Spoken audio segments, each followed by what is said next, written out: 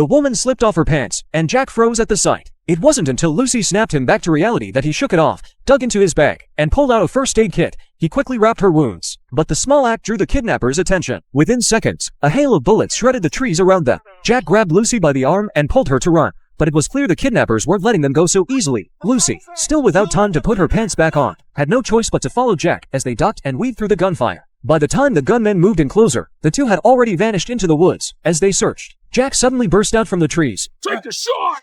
Do it! One of the kidnappers hesitated, not wanting to hit his own men, and decided to face Jack in hand-to-hand combat.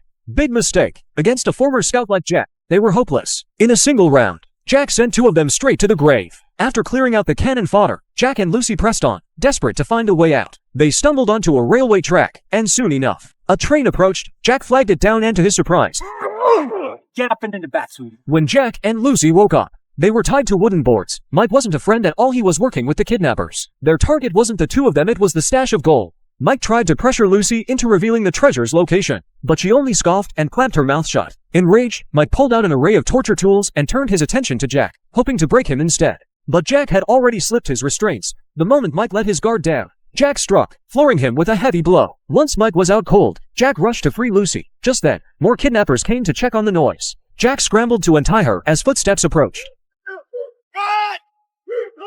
The two groups collided in an all-out brawl. Lucy, unarmed, ducked behind a door as a female kidnapper came after her. At the perfect moment, Lucy lunged, wrenching the gun from her attacker's hands, and the two women struggled in a vicious grapple. Lucy fought desperately for control, but the kidnapper seized the advantage, turning the weapon back toward her. Meanwhile, Jack was badly wounded and quickly being overpowered. Just as it looked like he couldn't hold out any longer, a gunshot rang out. The kidnapper dropped to the floor. Jack turned in shock, and there she was, Lucy, trembling but fierce, clutching the smoking gun.